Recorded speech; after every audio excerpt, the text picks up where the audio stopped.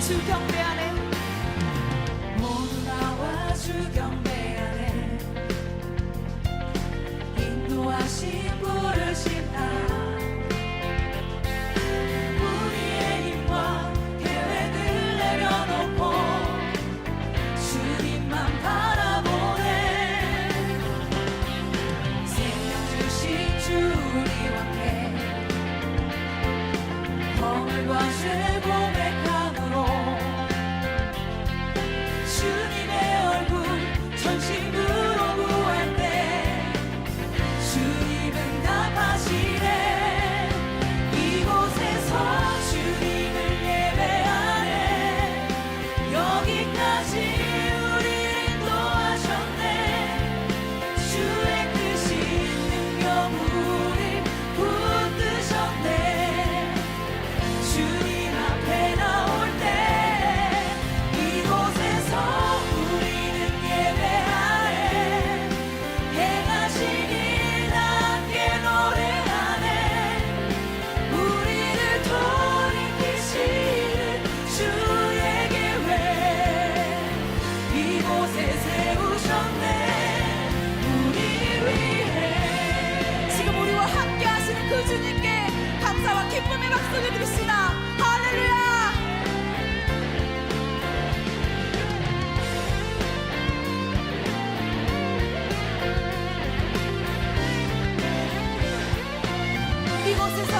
이곳에서 주님을 예배하네. 여기까지 우리를 인도하셨네. 주의 크신 능력 우리 붙드셨네. 주님 앞에 나올 때 이곳에서 우리는 예배하네. 행하신 일 함께 노래하네. 우리를 돌이키시는 주의 계획 이곳에 세우셨네. 이곳에서 주님을 예배하네. 여기까지 우리를 인도하셨네. 주의 크신 능력 우리 붙드셨네. 주님 앞에 나올 때 이곳에서 우리는 예배하네. 행하신 일 함께 노래하네. 우리를 돌이키시는 주의 계획 이곳에 세우셨네. 이곳에서 주님을 예배하네. 여기까지 우리를 인도하셨네. 주의 크신 능력 우리 붙드셨네. 여러분들과 고백하겠습니다. 나올 때 이곳에서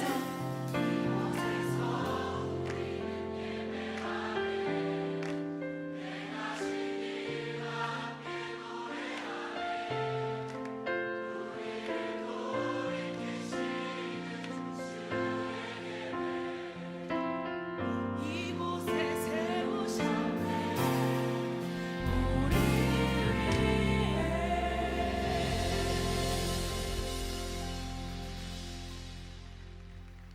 다 같이 사도신경으로 신앙 고백하시겠습니다. 전능하사 천지를 만드신 하나님 아버지를 내가 믿사오며 그 외아들 우리 주 예수 그리스도를 믿사오니 이는 성령으로 잉태하사 동정녀 마리아에게 나시고 본디오 빌라도에게 고난을 받으사 십자가에 못 박혀 죽으시고 장사한 지 사흘 만에 죽은 자 가운데서 다시 살아나시며 하늘에 오르사 전능하신 하나님 우편에 앉아 계시다가 저리로서 산자와 죽은 자를 심판하러 오시리라. 성령을 믿사오며 거룩한 공예와 성도가 서로 교통하는 것과 죄를 사하여 주시는 것과 몸이 다시 사는 것과 영원히 사는 것을 믿사옵나이다. 아멘. 다 같이 찬송가 574장 가슴마다 파도친다 1, 2절 부르시겠습니다.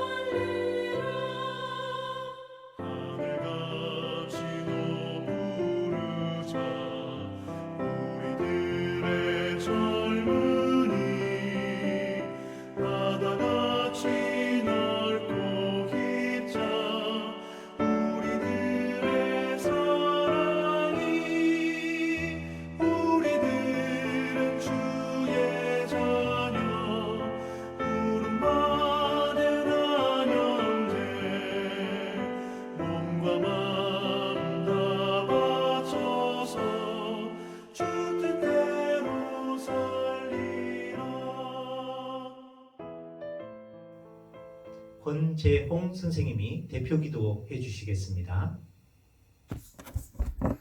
사랑의 하나님 감사합니다. 예배를 사모하는 마음으로 9월의 마지막 고등부 온라인 예배를 드리게 하심에 감사합니다. 지속되는 코로나 상황 속에서도 고등부 한 사람 한 사람을 지켜주심에 감사드립니다. 그러나 하나님, 코로나를 핑계로 우리 마음에 우선순위가 바뀌어 있었는지를 돌아보며 고백합니다. 근심과 염려, 게으름 등이 내 마음에 지배하며 한 주를 살았는지를 돌아보며 회개합니다. 모든 지각에 뛰어난 하나님의 평강이 그리스도 예수 안에서 너의 마음과 생각을 지키리라 하셨던 말씀에 의지하여 간구합니다. 무엇보다도 우리의 마음과 생각을 지켜주시옵소서. 특별히 우리 고3 친구들을 지켜주십시오. 취업을 위해 준비하는 친구들에게 합당한 기회를 허락하여 주시고, 대학을 준비하는 친구들에게는 모든 입시 과정과 선택 과정 가운데 우리 친구들의 소원과 기도를 주의 뜻 가운데서 응답하여 주시기를 기도합니다. 또한 어렵게 신앙생활을 이어가고 있는 우리 고1, 2 친구들을 긍휼히 여겨 주시옵소서. 하나님의 놀라운 은혜로 우리 친구들의 마음에 찾아가 주셔서 인생의 참된 주인을 알게 하여 주시기를 원합니다. 특별히 오늘은 지난 3개월간의 말씀들을 되새기며 성경 퀴즈 대회를 합니다. 퀴즈 대회를 통해 말씀을 다시금 기억해 하시고 진행하는 가운데 우리가 적극적인 마음을 허락하여 주셔서 주의 말씀을 기억하고 익히게 하여 주시옵소서. 말씀을 전하실 조피터 목사님을 붙들어 주시옵소서. 목사님의 입술을 통하여 전달되어지는 하나님의 말씀이 시대를 뚫고 살아가는 우리 고등부 친구들과 선생님들에게 하나님의 눈으로 세상을 바라볼 수 있게 하시고 하나님의 생각이 각자의 삶으로 드러나게 하는 능력이 있는 말씀이 되게 하여 주시옵소서. 오늘도 예배 가운데 온전히 집중할 수 있기를 기도합니다. 예배의 주인이 되시고 내 삶의 주인 되신 예수님 이름으로 기도합니다. 아멘. 오늘 본문 말씀은 사무엘상 16장 1절로 13절입니다. 구약 433면입니다. 제가 빠르게 속독하겠습니다. 여호와께서 사무엘에게 이르시되 내가 이미 사울을 버려 이스라엘 왕이 되지 못하게 하였거늘 내가 그를 위하여 언제까지 슬퍼하겠느냐? 너는 뿔에 기름을 채워가지고 가라. 내가 너를 베들레헴 사람 이새에게로 보내리니 이는 내가 그의 아들 중에서 한 왕을 보았느니라 하시는지라. 사무엘이 이르되 내가 어찌 갈 수 있으리까? 사울이 들으면 나를 죽이리이다 하니 여호와께서 이르시되 너는 암송아지를 끌고 가서 말하기를 내가 여호와께 제사를 드리러 왔다 하고 이새를 제사에 청하라. 내가 내게 행할 일을 가르치리니 내가 내게 알게 하는 자에게 나를 위하여 기름을 부을지니라. 사무엘이 여호와의 말씀대로 행하여 베들레헴에 이르매 성읍 장로들이 떨며 그를 영접하여 이르되 평강을 위하여 오시나이까? 5절 이르되 평강을 위함이니이다.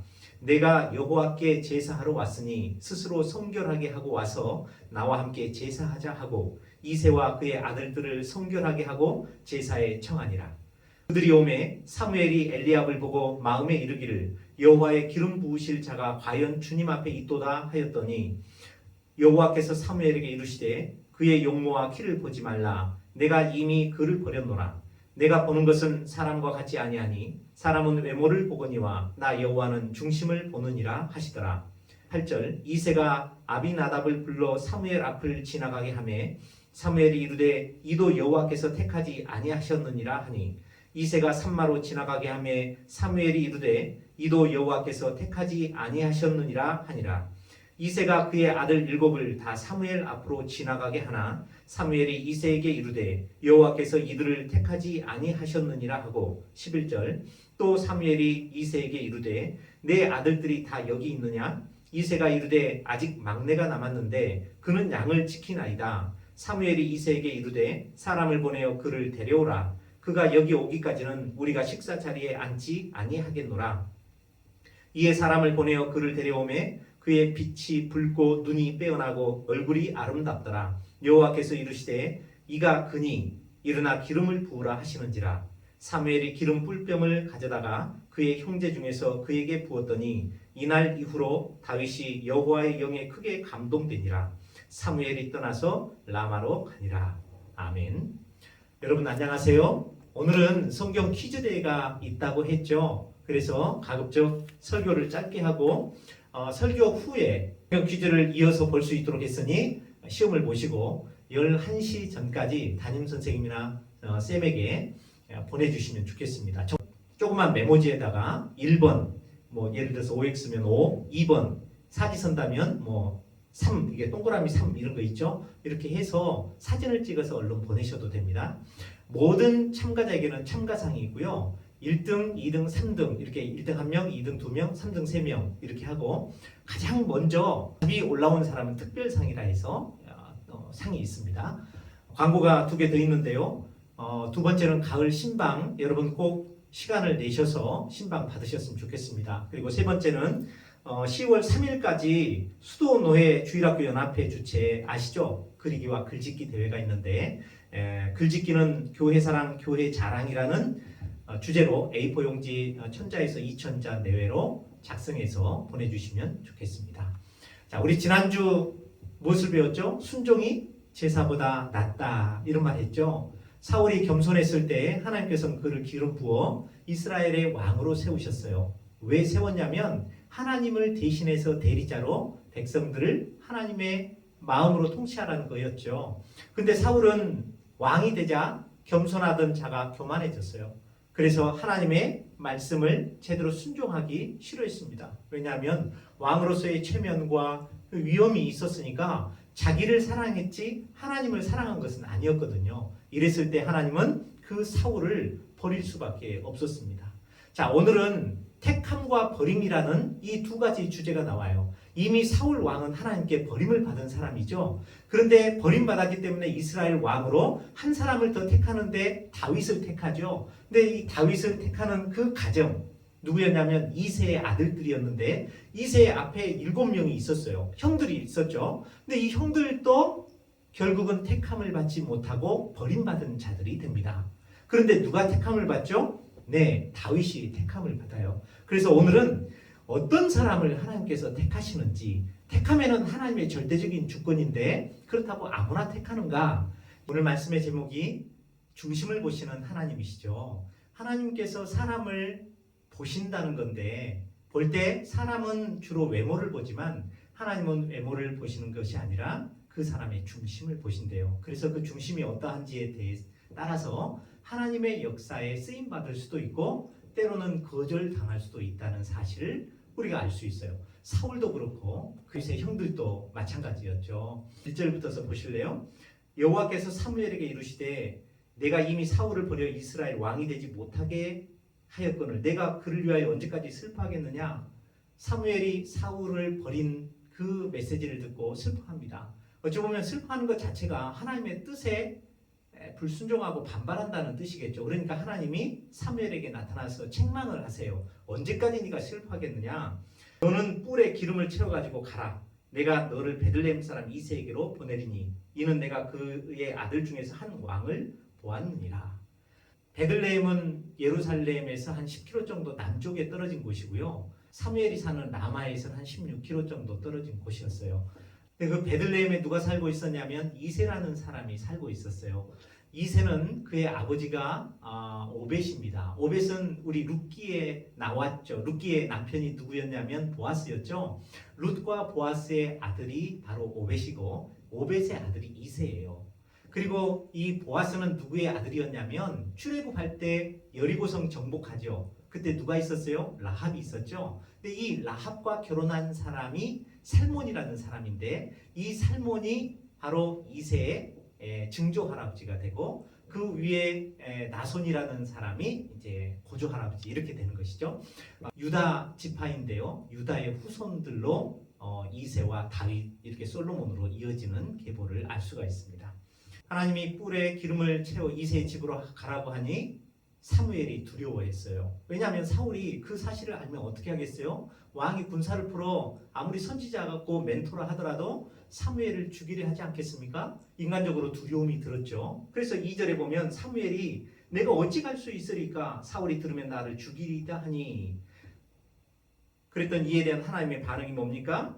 너는 암송아지를 끌고 가서 말하기를 내가 제사 드리러 왔다 하고 이새를 제사에 청하라. 희생 제사를 지냈는데 이새와 그 가족들을 청하라는 것이죠. 그래서 두려움을 극복하고 하나님의 말씀에 순종해서 베들레헴으로 사무엘이 내려갑니다. 4절에 보니 사무엘이 여호와의 말씀대로 베들레헴에 이르매 성읍 장로들이 떨며 그를 영접하여 성읍 장로들이 떨며 나왔다고 하는데 주의 종에 대한 어떤 경외심이라고 볼 수 있겠죠. 그를 영접하여 이르되 평강을 위하여 오시나이까. 5절 이르되 평강을 위함이니라. 내가 여호와께 제사로 왔으니 스스로 성결하게 하고 와서 나와 함께 제사하자 하고, 제사 전에는 누구나 다 이런 성결 의식을 먼저 해야 되는데 그것을 이야기하고 있죠. 이새와 그의 아들들을 성결하게 하고 제사에 청하니라.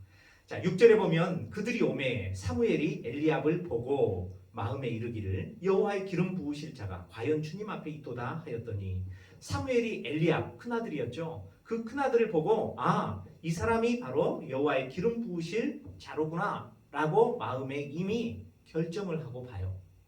근데 그 결정의 기준이 뭡니까? 하나님의 기준이나요? 아니면 사무엘 자신이나요?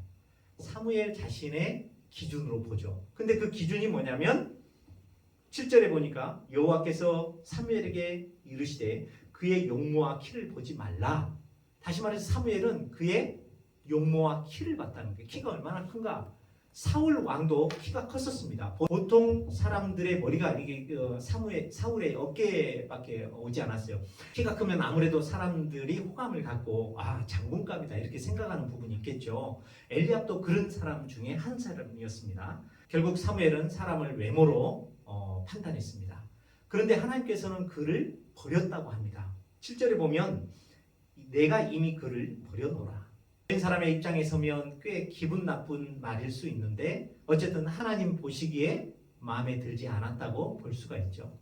여러분, 여기서 선택이라는 단어는 보다라는 의미하고 같습니다. 1절에 보면 그의 아들 중에서 1절 후반절이죠. 한 왕을 보았느니라. 보았다는 것은 뭐예요? 결국 택했다 이런 뜻이죠. 그러니까 택함과 보았다라는 것은 어찌 보면 동의어라고 볼 수 있습니다.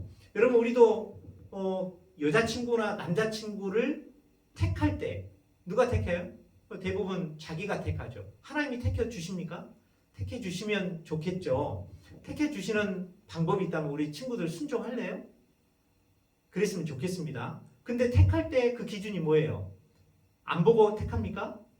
어떻게 사람들은 안 보고 택할 수 있냐 이렇게 이야기를 하죠. 근데 여러분, 안 보고 택할 수 있어야 돼요. 그게 성경에서 가르치는 핵심 진리거든요.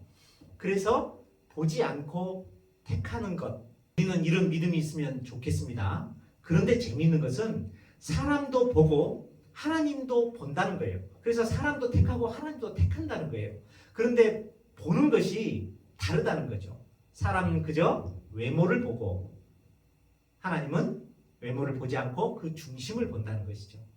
그러면 하나님께서 이새의 아들들, 큰아들부터 7째까지 다 보십니다.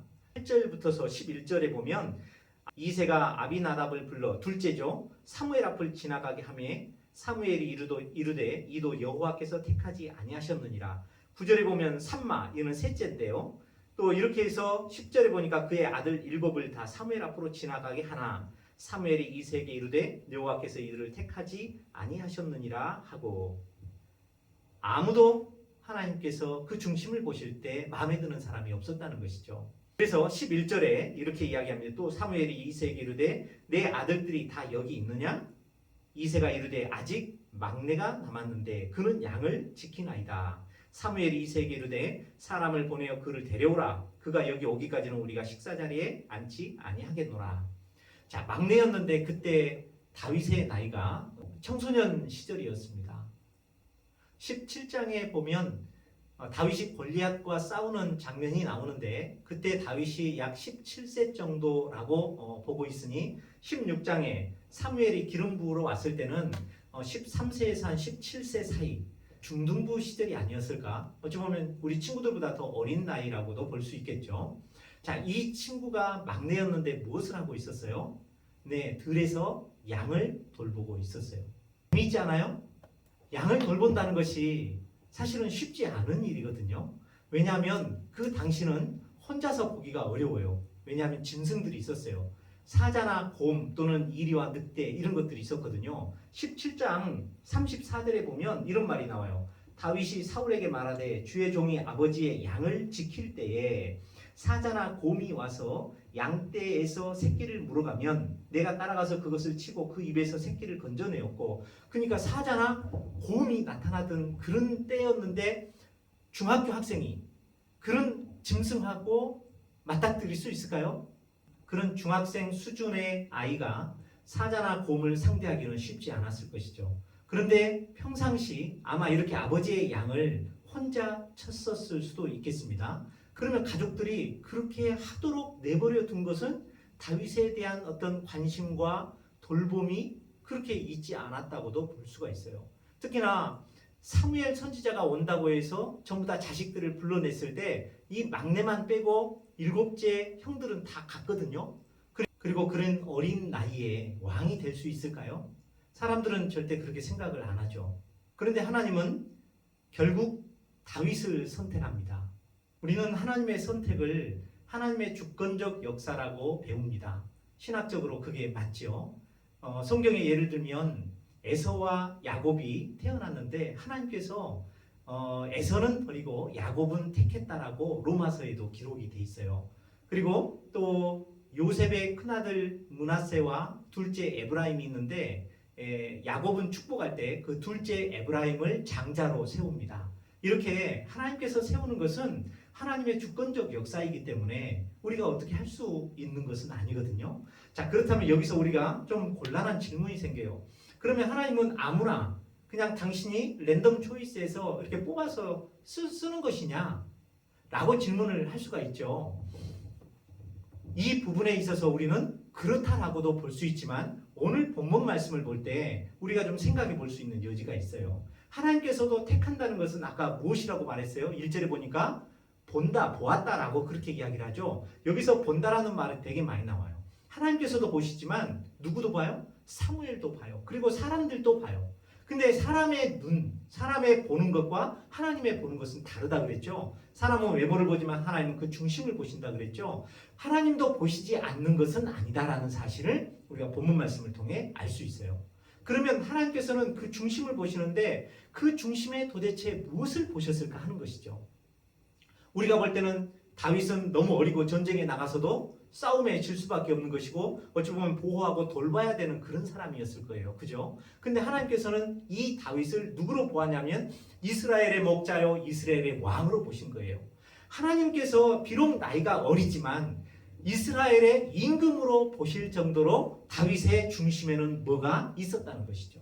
우리가 그것을 찾아내야만 우리도 하나님께서 쓰실 만한 자로 그렇게 인생의 목표를 두고 하나님이 보실 만한 또 하나님이 기뻐하실 만한 것을 찾아서 성장해 나가지 않겠습니까?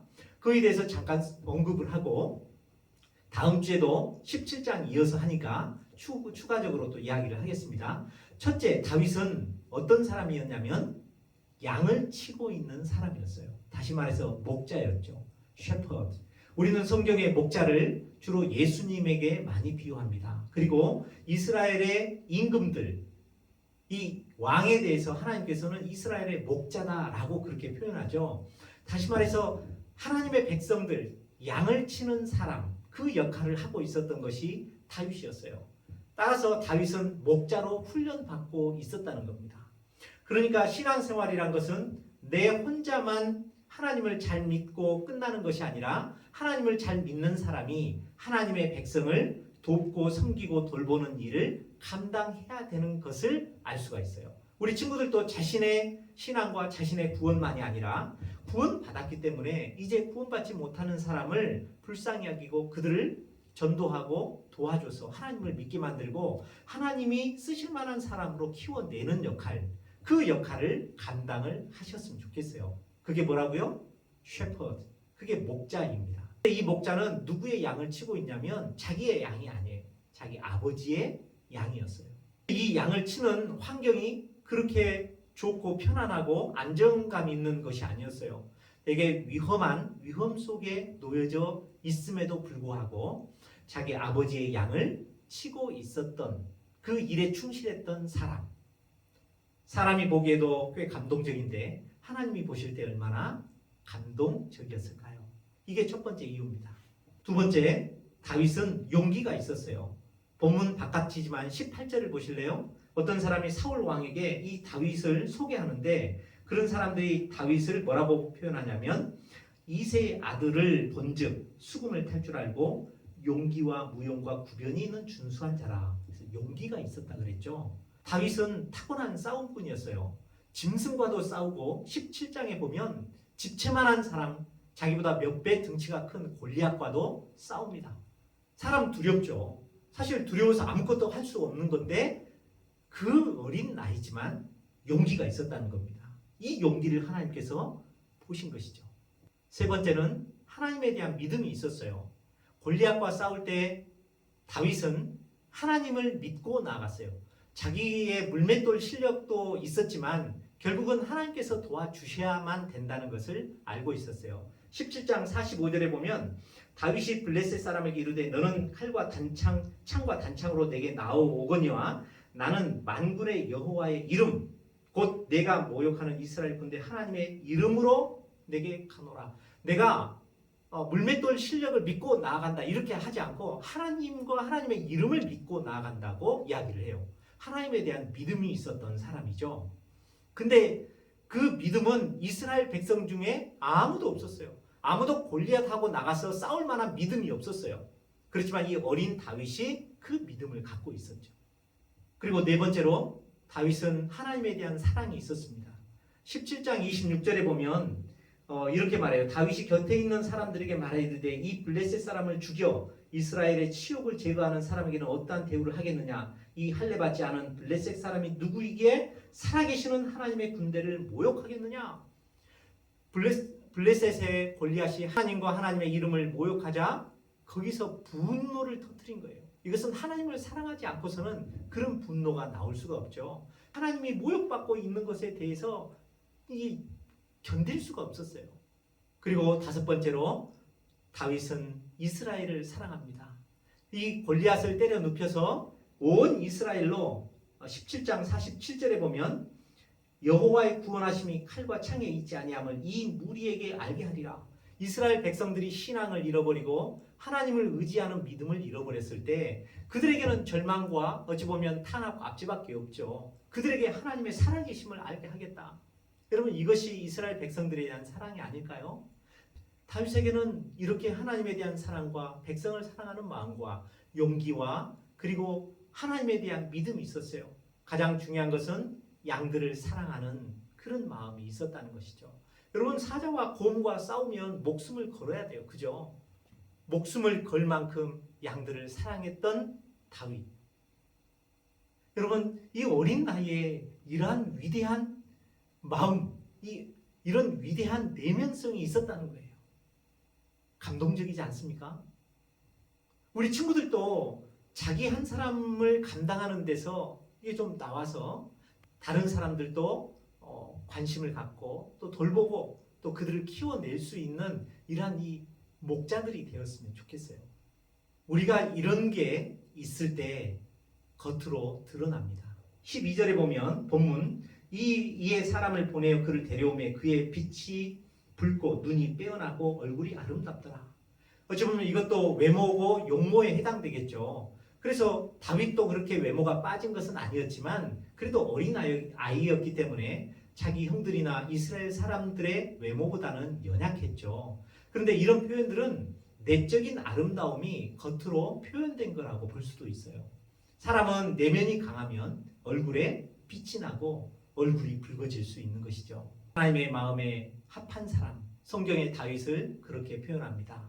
그 중심에 하나님을 모시고 있는 사람. 하나님은 이런 다윗이 비록 연약하고 중학교 학생 정도밖에 되지 않았을지라도 그를 이스라엘의 임금으로, 이스라엘의 목자로 기름 붓고자 합니다. 13절에 보면 사무엘이 기름 뿔병을 가져다가 그의 형제 중에서 그에게 부었더니 이날 이후로 다윗이 여호와의 영에 크게 감동되니라. 말씀을 맺겠습니다.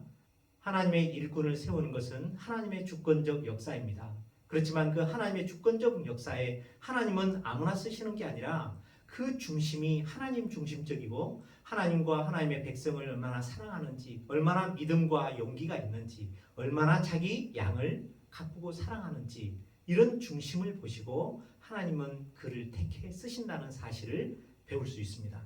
그의 형 엘리압은 사울과 같이 용모가 아름답고 키가 컸습니다.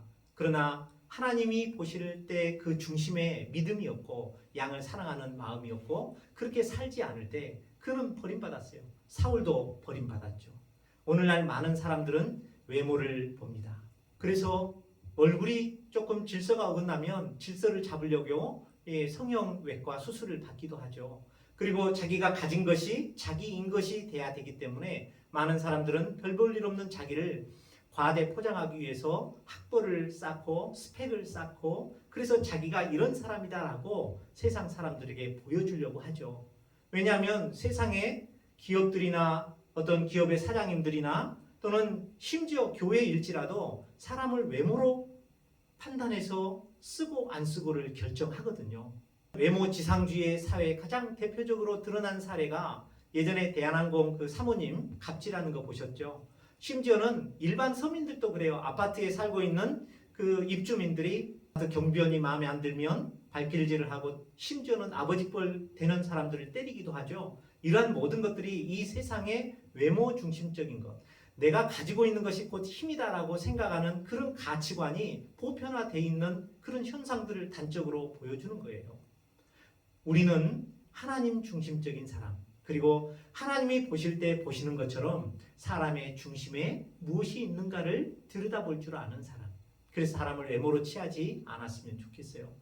이게 어디까지 가야 되냐면 여러분들이 훗날 만나서 살아가야 될 대상도 외모로 취하지 않았으면 좋겠어요. 여러분 외모로 취하면 이런 거예요. 주로 외모가 반듯하게 생긴 사람들은 다 그런 건 아니지만 그래도 대체로 사람들이 까칠해요. 그리고 좀 교만해요. 말도 이쁘게 잘 안 합니다. 그런데 좀 얼굴에 질서가 어긋나고 인생이 좀 힘들고 괴로워한 사람들은 인생에 대해서 절망하고 좌절함으로써 많이 낮아지고 겸손해진 사람들이 있거든요. 이런 사람들은 말을 함부로 하지 않고 남에게 상처 주지 않고 그러죠. 훗날 결혼해 보십시오. 얼굴 예쁜 여자하고 살면 마음에 상처를 받아요.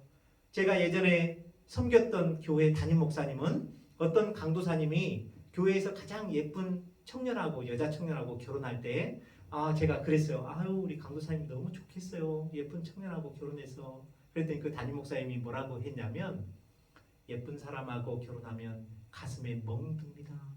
그런 이야기를 하셨어요. 여러분 그런 거예요. 그런데 우리는 어쩔 수 없이 외모를 따라서 결정할 수밖에 없잖아요. 여러분 이거 경계하셔야 됩니다. 이걸 여러분들은 다 합리화시키려고 그래요. 남들도 그러고 세상도 다 그러니까 그게 당연한 거 아닙니까? 내가 내 마음에 드는 사람 선택하는 것이 당연한 거 아닙니까? 근데 여러분 내가 선택하는 것이 다 그 기준이 어디에 있어요? 내 눈에 보기에 좋은 것에 있다는 거예요. 성경은 그게 틀리다라고 이야기를 하는 겁니다.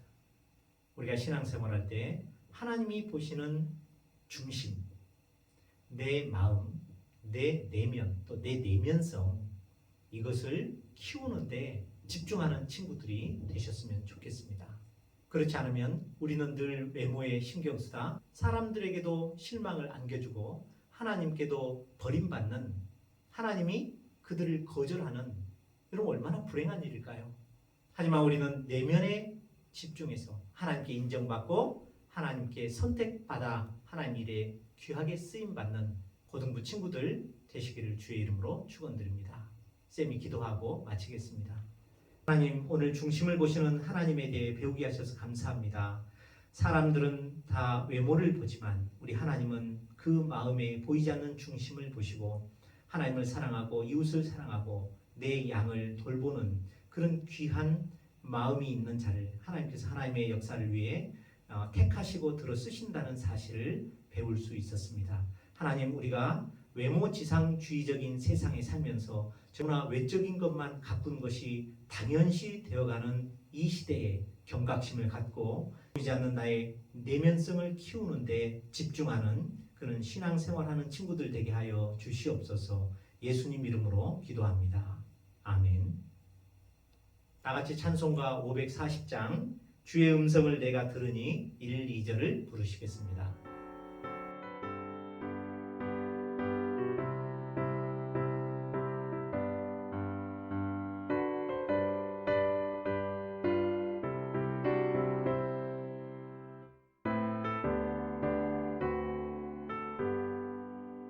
주의 음성을 내가 들으니 살아난단 말일세.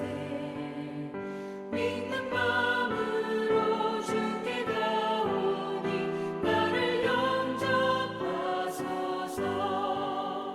내가 매일 십자가 앞에 더 가까이 가오니 구세주의 흘린 보배 피로써 나를 정케 하소서. 주여 넓으신 은혜 베푸사 나를 받아주시고 나의 품은 뜻 주의 뜻같이 되게 하여 주소서. 내가 매일 십자가 앞에 더 가까이 가오니 구세주의 흘린 보배 피로써 나를 정케 하소서.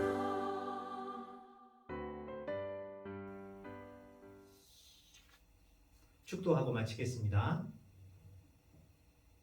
이제는 우리 주 예수 그리스도의 은혜와 사람의 외모가 아니라 중심을 보시는 하나님 아버지의 사랑과 중심이 반듯한 자와 함께 하시는 성령님의 감화, 감동, 인도, 역사, 교통하심이 외모를 가꾸기보다 중심, 내면을 가꾸고 하나님께 선택받아 하나님 역사의 귀하게 세움받고자 하는 사랑하는 고등부 친구들과 선생님들, 또 중심 있는 왕십리교회 모든 성도들 위해 이제부터 영원까지 함께 있을지어다. 아멘. 이어서 성경 퀴즈 대회가 진행됩니다. 안녕하세요. 성경 퀴즈 대회에 참석해 주신 우리 친구들 환영합니다. 바로 성경 퀴즈 대회에 들어가겠습니다. 보내주시는 방법은 다 들어서 알고 있죠? 바로 문제 나갑니다. 1번, 위에 말씀을 묵상하는 삶은 우리 예배 때 제목이었고 뒤에 수 1장 1에서 9는 본문 말씀이니까 계속 나오니까 참고하시고요. 총 13주, 그래서 한 주당 한 문제씩 13문제 나갑니다. 단답, 또 OX, 사지선답 이렇게 나가니까 우리 친구들 노트에다가 답을 적어서 사진으로 찍어 주시는 것이 아마 제일 빠른 방법이라 생각합니다. 자, 문제 드립니다. 1번 OX 문제입니다. 하나님은 주시겠다 약속하신 것을 하나님 혼자 다 알아서 해결해 주신다. 맞으면 O, 틀리면 X. 두 번째 문제. 이스라엘 자손이 여리고 성 주위를 모두 몇 바퀴 돌았을까요? 1. 6바퀴, 2. 7바퀴, 3. 12바퀴, 4. 13바퀴. 3번 OX. 여호수아가 태양아 머무르라고 외쳤을 때 태양과 달이 멈춰 섰다는 기록은 실제 일어났던 사건이 아니라 여호수아가 너무 열심히 싸웠기 때문에 시간 가는 줄 모르고 단시간 내 적을 물리쳤다는 것이지 실제 그렇게 해가 멈춘 것은 아니다. 이 말이 맞으면 O, 틀리면 X. 4번 갈렙이 요구한 헤브론 땅은 어떤 곳이었습니까? 1. 젖과 꿀이 흐르는 땅. 2. 평야지대. 3. 적군이 없는 곳. 4. 험준한 산지. 5번 나갑니다. 사사기에서 여호수아가 죽은 후 이스라엘 자손들이 여호와를 버리고 섬긴 가나안 사람들의 신이 아닌 것은 1. 아세라, 2. 바알, 3. 아스타롯, 4. 다곤.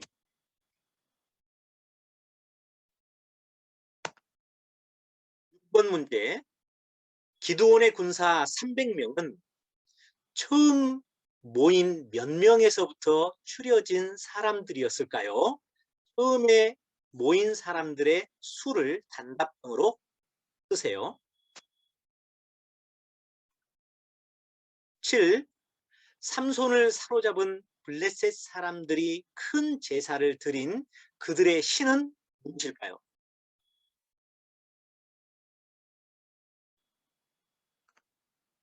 8. 룻이 시어머니 나오미를 따르기로 굳게 결심한 원동력으로 가장 적합한 것을 고르시오. 1. 하나님을 믿는 믿음 때문에 따랐다. 2. 시어머니를 불쌍히 여겼기 때문에 따랐다. 3. 죽은 남편의 재산이 있어서 따랐다. 4. 돌아갈 친정이 없었기 때문에 따랐다.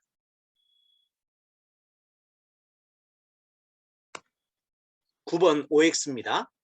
한나는 아들을 주시면 하나님께 아들의 평생을 드리겠다고 서원기도 했습니다. 막상 아들을 낳자 엘리 제사장 밑에 두기 싫었지만 서원을 지키기 위해 의지적 결단을 하였습니다. 이 말이 맞으면 O, 틀리면 X.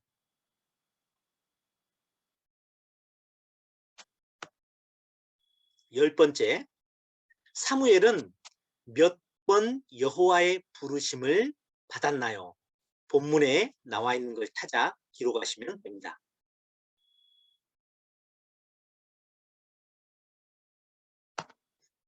11 OX입니다. 사무엘은 백성들의 죄를 지적하면서 이방 신들과 아스다롯을 버리고 여호와만 섬기라라고 했습니다. 여기서 이방 신들이란 바알과 아세라 신으로서 물질주의를 뜻하고, 아스타롯, 이것은 사랑의 여신으로서 육신주의를 말하는 것으로, 이는 우리 속에 있는 물질과 음란의 죄를 회개하라는 메시지입니다. 맞으면 O, 틀리면 X. 12번, 순종이 제사보다 낫다. 이 말은 사무엘이 누구에게 한 말일까요? 1. 이스라엘 백성들에게, 2. 사울 왕에게, 3. 장로들에게, 4. 다윗 왕에게.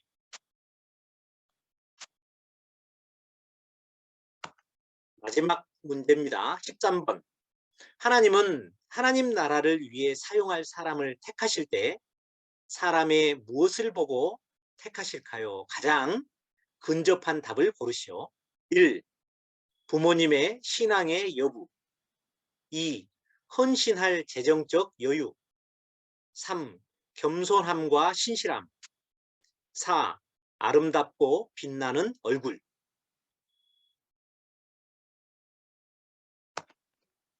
네, 지금까지 13문제 우리 3분기 수업에 대해서 문제 푸느라 수고하셨습니다. 주 안에서 평안한 한 주 보내시길 바랍니다. 우리 친구들 사랑합니다.